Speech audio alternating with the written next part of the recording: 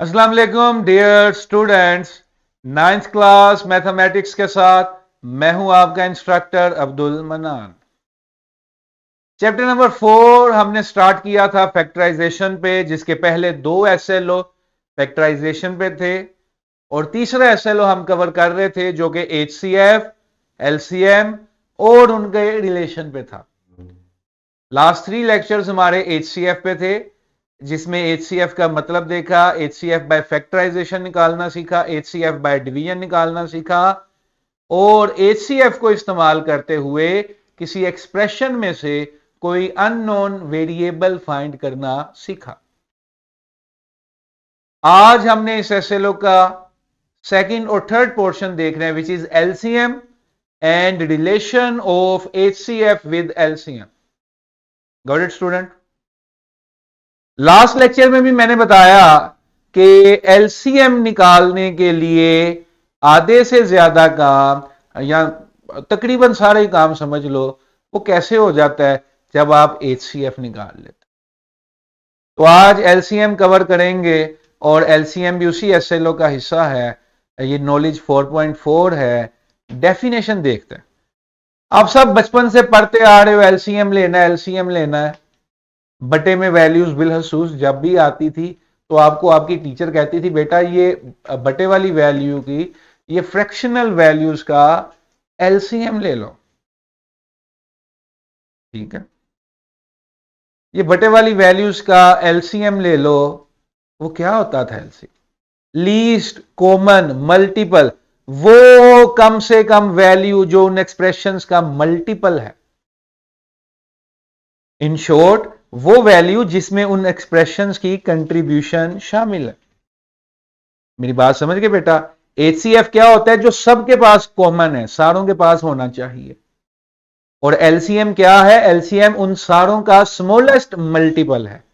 बड़ा समझ गए बेटा कि एचसीएफ वो पार्टी के पैसे हैं जो हर बच्चे से तुमने लेने हैं, और लेने उतने हैं जो हर बच्चा इजीली दे सकता हो। और एलसीएम क्या है? उन सारों का मल्टीपल। ये मल्टीप्लाई करके एक ऐसा नंबर बना दूं जो सारों को जस्टिफाई कर रहा हो ना, जिसमें सारों की कंट्रीब्यूशन शामिल हो जाए। ठीक है, व्हाट इट? स्क्रीन पे एक दफा इसकी डेफिनेशन देख लीजिए।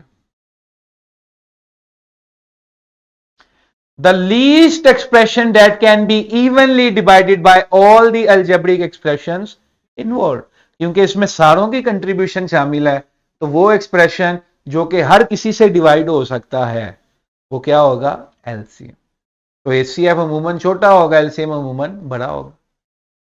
Got it? मतलब समझ गए बेटा?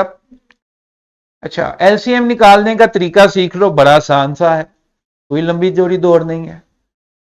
एलसीएम निकलेगा कैसे? नंबर 1, क्योंकि हम अलजेब्रिक एक्सप्रेशंस यूज कर रहे हैं, हमने नंबर्स की बात नहीं करनी। नंबर्स का तो हम सीख चुके, मल्टीपल्स बना के वो हमने देखा, कल भी नंबर्स की ही एग्जांपल से शुरुआत की ना। वो नंबर्स हम सीख चुके जी, ऐसे करें तो वैसे करें, ये करें तो वो करें। अच्छा, अब अलजेब्रिक एक्सप्रेशंस में सबसे पहले एक्सप्रेशन को फैक्टराइज करो और फैक्टराइज करने के बाद उसमें से कॉमन फैक्टर्स आइडेंटिफाई करो। क्या करो? ये क्या कह रहे हैं? Identify common factors. तो कॉमन फैक्टर्स को हम क्या कहते थे बच्चों?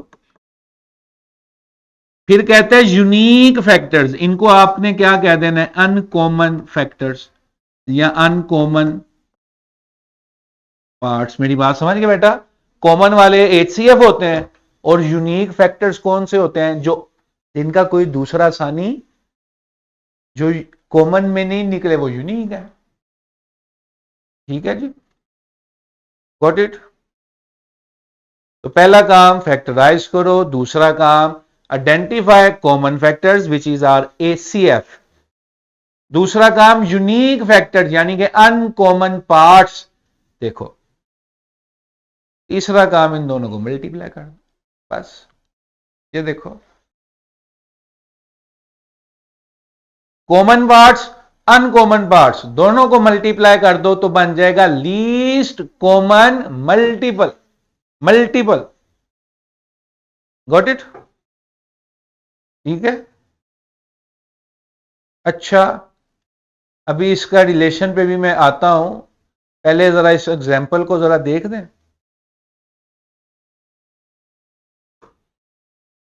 6x² y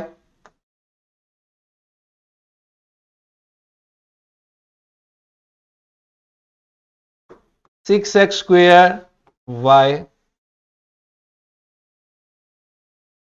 इसको बेटा ऐसे लिख सकता हूं 3 into 2 into x into y।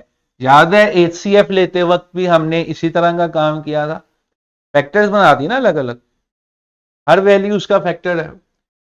4xy² 2 into 2 into x into y। ये तो हम जानते हैं, ये मैंने क्या किया आप सबको पता है। चलो पहले मैं इसमें से कॉमन फैक्टर्स निकालने लगा हूं। कॉमन फैक्टर्स को हम क्या कहते थे बेटा? HCF। क्या कॉमन है इसमें?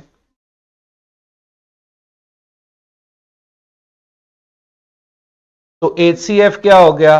2xy। ऑरेंज तो पहले भी यूज कर। अब अगली चीज मैंने निकालनी है यूनिक फैक्टर्स या अनकॉमन फैक्टर्स। ये ध्यान से बेटा देख लोगे तो बस सारे सवाल हल। बच्चे इसमें कंफ्यूज होते हैं, ये 3 का कोई है कुछ दूसरा है, ये यूनिक है, ये वाला 2 भी यूनिक है। अब ये वाला x, ये वाला y यूनिक है ना, ये कॉमन नहीं निकले, ये क्या है? यूनिक है। तो अनकॉमन फैक्टर्स में या यूनिक फैक्टर्स में मेरे पास आ गया 3 into 2 into x into y which is 6xy। अब हमने एलसीएम फाइंड करना है। HCF multiply by uncommon parts या फैक्टर्स, और 2xy multiply by 6xy is equal to 12x² y²। ठीक है। अच्छा, अब डेफिनेशन में था ना इवनली डिवाइडेड बाय, कुछ इस तरह की टर्म थी ना डेफिनेशन में, वो नीचे जो सिंपल डेफिनेशन लिखी हुई थी। अब ये 12x² y² पकड़ो बेटा, इसको अंदर रखो, डिवाइडेंड रखो। ये 4xy² को डिवाइजर रखो, बाहर रखो, डिवाइड करो, देखो जरा क्या आता है। ठीक है। फिर ये 6x² y से पकड़ो, ये दोनों इसको डिवाइड करने की सलाहियत रखते हैं, इवनली डिवाइड करने की सलाहियत। ठीक है जी, ओके। चलें जी आगे चलते हैं। ये जो फैक्टराइजेशन वाले सवाल, आपकी टेक्स्ट के सवाल, क्योंकि HCF ही लेना है, बाकी अनकॉमन तो देख के पता चल जाता है, नया तो इसमें कुछ नहीं है एज सच। कौन सा क्वेश्चन करूं मैं? ये 7 क्वेश्चन कर दूं,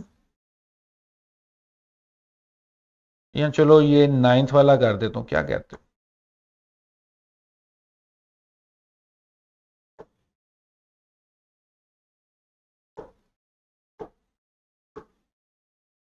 (2a² + 3a - 2),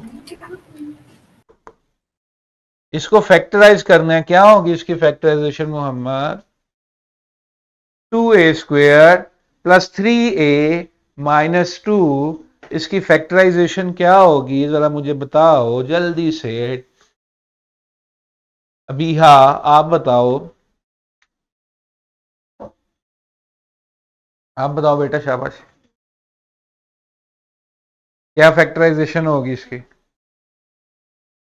सही तरह से बैठो, क्या फैक्टराइजेशन होगी? वेट भी हो सकती है और फॉर्मूला भी लग सकता है। 4a माइनस ए, 4a, 2a माइनस ए कॉमन लिया, a+2, यहां से -1 कॉमन लिया, a+2, ये आ गया 2a माइनस तो 1 a -1 प्लस, ए प्लस 2।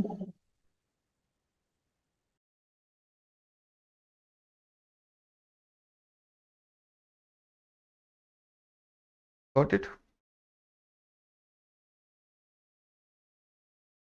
अच्छा जी, 6a² माइनस ए माइनस 1।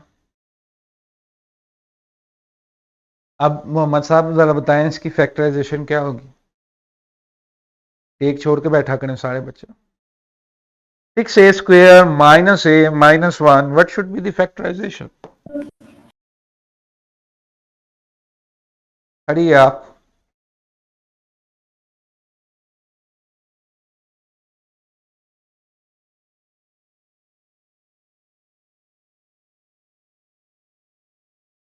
अच्छा मोहम्मद, आप ऐसा करें, मुझे फैक्टराइजेशन का तरीकेकार तो बताएं ना। मिड टर्म ब्रेक हम कैसे अचीव करते थे?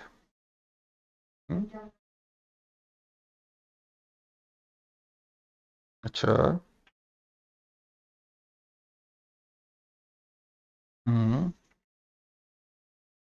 कॉमन आता था उसको। ओ, आप बताओ। मिड टर्म ब्रेक करते थे हम, उसका तरीकेकार क्या होता था? शाबाश।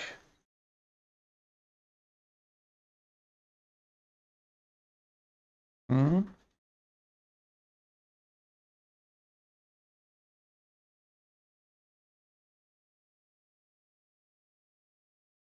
अच्छा जी, पहली और तीसरी को मल्टीप्लाई करते थे। 3a कॉमन लिया, क्या आ गया? 2a माइनस 1 प्लस 1 कॉमन लिया, 2a minus 1, 2a minus 1, 3a plus 1। अब मैं इसलिए आपको कहता हूं कि साथ साथ प्रैक्टिस करो। अब ये फैक्टराइजेशन आपने आज सीखनी है। 4 सालों में आपने 4000 एक्सप्रेशंस देखने हैं जिनको फैक्टराइज करने की जरूरत होगी, लेकिन वो कभी किसी चैप्टर में आएगा, कभी किसी चैप्टर में आएगा, कभी किसी में आएगा। अभी तो हम फैक्टराइजेशन में खड़े हैं, इसी से बाहर नहीं निकले और आप अभी भूल रहे हैं इसमें। 3a² plus 6a plus a plus 2, 3a common लिया, a+2 प्लस 1 कॉमन लिया, a+2, 3a प्लस 1 a+2। ठीक है, गॉट इट। अच्छा, अब इसका HCF बता दो मुझे क्या है। ये तीनों एक्सप्रेशंस फैक्टराइज करके आपके सामने मैंने लिख दिए हैं। आप सारे मुझे जरा बता दें कि इसमें HCF क्या है, which is the common part.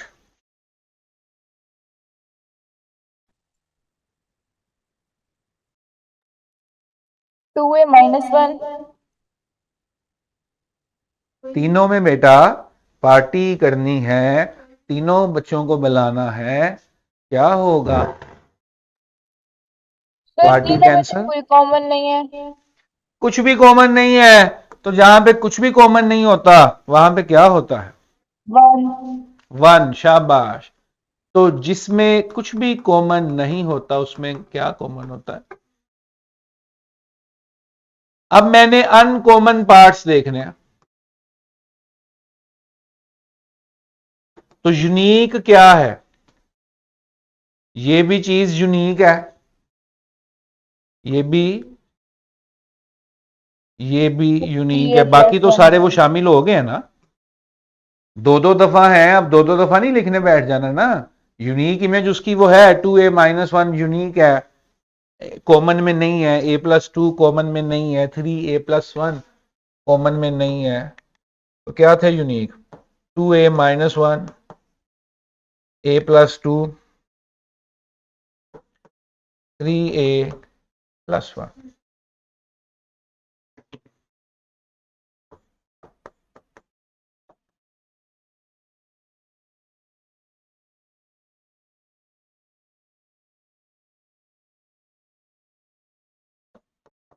1 into this, obviously you get the same expression, that same expression as your LCM.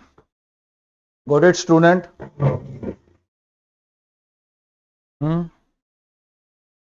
Any question from LCM? Sir इसका लास्ट वाला पार्ट जो 3a वाला था वो नहीं समझ आया।